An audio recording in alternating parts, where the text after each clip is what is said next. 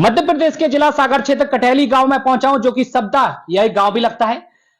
यहाँ पे भी तमाम व्यवस्थाओं को लेकर काफी कुछ सुधार हुआ है। बिजली हो या फिर सड़क हो या फिर पीने के लिए पानी हो या फिर नाला नाली और सफाई व्यवस्था हो, यहाँ पे ऐसी तमाम व्यवस्थाओं को लेकर जिस तरह कदम आगे हैं। और जबकि तो भाजपा का कहना है कि भाजपा जो कहती है वो करती भी। लगातार व्यवस्थाओं में कितना क्या सुधार हुआ, चुनौतियों को लेकर है, क्या कुछ चुनौतियां अभी तक के कार्यकाल में हुई है। आखिर सरपंच जी को जिम्मेदारी के साथ लगातार अपनी जिम्मेदारी रख रहे, चाह रहे हैं कि गांव में हर एक व्यवस्था वो हो जो एक मूलभूत सुविधा हर एक नगरों में और शहरों में और पंचायतों में होना चाहिए।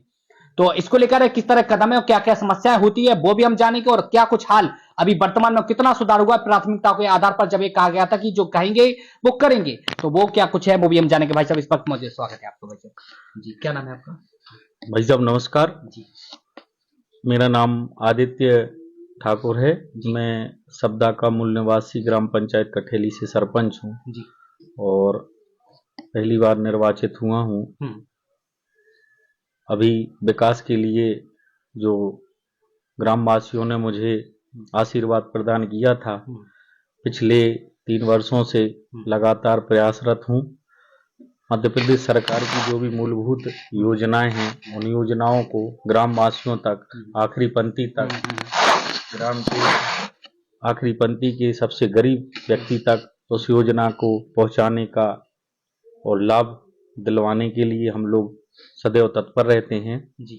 हमारे जो भी पंचायत के कार्यकर्ता हैं, जैसे मुख्य सचिव, सह सचिव, आंगनवाड़ी कार्यकर्ता, शाला प्रबंधन की जो भी समितियां हैं, शाला अध्यापक, सब लोग मिलजुल के आपस के तालमेल को बैठाते हुए ग्राम पंचायत को कैसे विकास के रूप में प्रगति देना है, उसके लिए सदैव तत्पर रहते हैं। जी। वोटिंग कितनी है आपके यहाँ पे? लगभग हमारे यहाँ 1300 के आसपास की वोटिंग है। जी।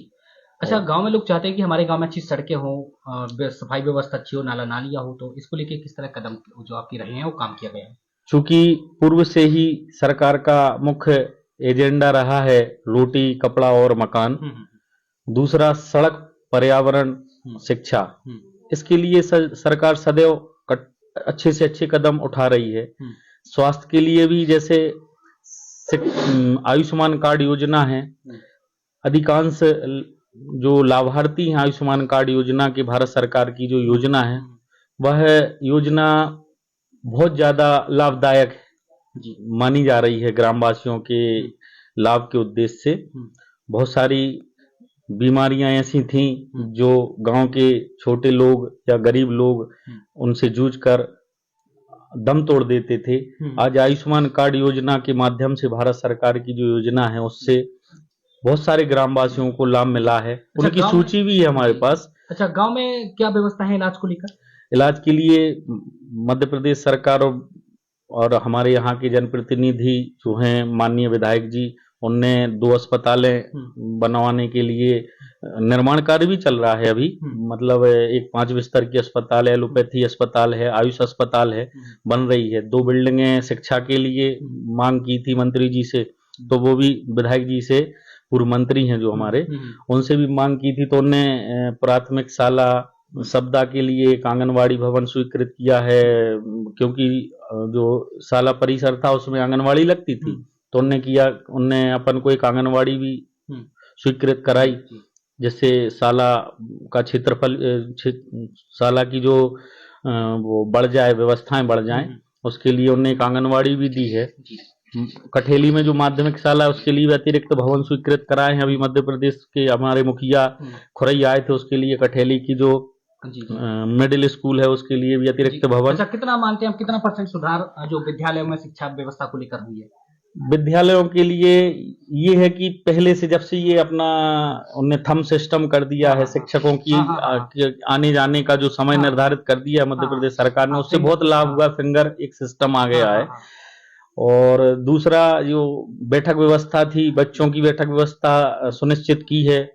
अब चूंकि लगे हैं सारे, बहुत सारा बड़ा एरिया रहता है, विधानसभा क्षेत्र बड़ा रहता है, तो जहां जहां आवश्यकता पड़ती है हमारे विधायक जी वहां पे उनकी मदद करते हैं। काफी ग्रामीण क्षेत्रों में देखा कि पेयजल को लेकर काफी समस्याएं लोगों को होती हैं, इसके बारे में इसके लिए मंत्री जी ने, हमारे पूर्व मंत्री जी ने, विधायक जी ने, जो बीना नदी परियोजना से जो नल जल योजना आ रही है, तो बड़ी बड़ी टंकियां यहाँ आसपास के एक क्षेत्र में बनती हैं और उससे वो आने वाले समय में घर घर नल, घर घर टोंटी पहुंचेगी।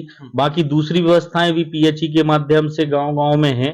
हर घर टोंटी, हर घर नल योजना है। हालांकि वाटर लेवल नीचा हो जाने की वजह से कई नलकूप जो हैं वो खराब हो गए हैं। उसके लिए भी नए नलकूप स्वीकृत कराए हैं मंत्री जी ने और आने वाले समय में वो भी हो जाएंगे।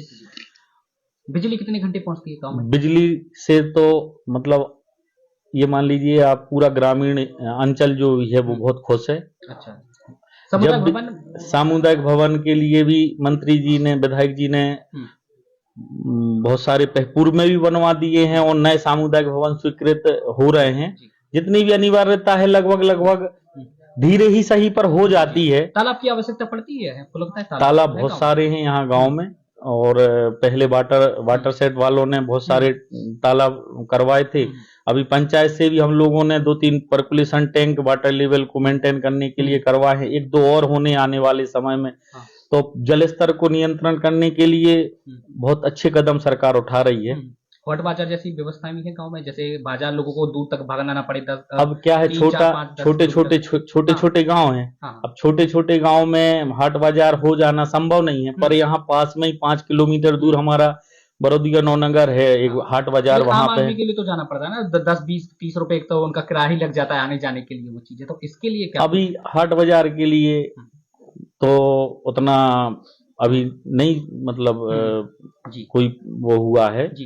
किसानों की अच्छा कभी है प्रयास है आपका कि आने वाले समय में हाट बाजार जैसा भी कुछ होना चाहिए व्यवस्थाएं, जो कि लोगों को जो लोग हैं वहां 30 किलोमीटर 5 किलोमीटर तक जाते हैं, अगर टैक्सी का किराया देके ही जा रहे हो, समय बर्बाद अलग होता है, किराया अलग होता है। अगर कई गांव में देखा है सुधार लगातार हो रहा है, हाट बाजार चाहे 1500 वोटिंग क्यों ना हो वहां की, अच्छी बात है। वो भी आने वाले समय में छोटे छोटे गांव में भी हाट बाजार आ जाएगा। अभी बड़े बड़े जो 2000 की आबादी के ऊपर के गांव हैं उनमें हाट बाजार आ गए हैं, जैसे बड़ौदिया नौनगर है अभी, तो वहां अपनी ये संजीवनी विद्यालय है वो भी आ गई है, हाट बाजार भी आ गए। छोटे स्तर पे भी पहुंचेंगे हाट बाजार, पर अभी थोड़ा उसमें टाइम लगेगा जी। बाकी इस पे थोड़ा प्रधानमंत्री आवास, जनमन आवास योजना के तहत इन सब पे भी लगातार प्रधानमंत्री आवास का तो 100% रिजल्ट है। लगभग पूरी पंचायत में जितने भी 2018-2013 की सर्वे हुई थी आवास योजना की, वो सारी कंप्लीट हो गई हैं, आ गई हैं, टारगेट भी आ गए हैं। एससी कोटा के तो हम लोगों ने पिछले साल ही बजट, मतलब जो भी वो आए थे वहां से वो पूरे कर दिए थे। और अभी जो नया वो आया है उसमें 50 फिर से आवास आए हैं। लगभग 100% यहाँ की आवास कंप्लीट होने जा रहे हैं। और द्वितीय सर्वे भी पिछले 2025 में लाडली बहना सर्वे हुआ है, आवास की सर्वे हुई है, उसमें जो वंचित रह गए थे उनको भी ले लिया है। एक आध अब टेक्निकल प्रॉब्लम की वजह से भला कोई छूट गया हो, बाकी लगभग 99.9% आवास की सर्वे भी हो गई। पूर्व में जो सर्वे हुई थी वो सारे कंप्लीट भी हो गए हैं, कुछ चल रहे हैं। किसानों की बातें भी काफी कुछ कही जाती है, सुधार को लेकर भी कदम उठाए जाते हैं। किसानों की क्या स्थितियां हैं, पानी आए सिंचित भूमि के लिए क्या कुछ स्रोत है किसानों के लिए, क्या कूप निर्माणों का उनके लिए वो अभी व्यवस्थाएं हैं, या चेक डैम को, या ऐसी कई व्यवस्थाएं?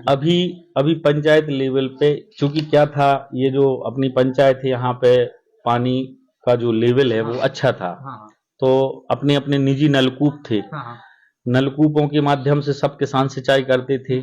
यहाँ की जमीन थोड़ी सी अच्छी मोटी है और फल मतलब उपजाऊ है, तो यहाँ पानी की उतनी आवश्यकता ज्यादा पड़ती नहीं। लेकिन फिर भी अभी जो बीना नदी परियोजना से नहर आ रही है उससे लगभग पूरा गांव सिंचित तो 70% पहले से था ही, 30% जो और छोटे स्तर पर रह गया है वो भी बीना नदी परियोजना से पूरी हो जाएगी। बाकी देख सकते हैं कितनी जिम्मेदारी के साथ लगातार काम कर रहे हैं और लगातार विकास पर जोर देने का भी काम कर रहे हैं और लगातार प्रयास कर रहे हैं कि हर एक व्यवस्था दुरुस्त सके, इसके लिए भी लगातार कदम है।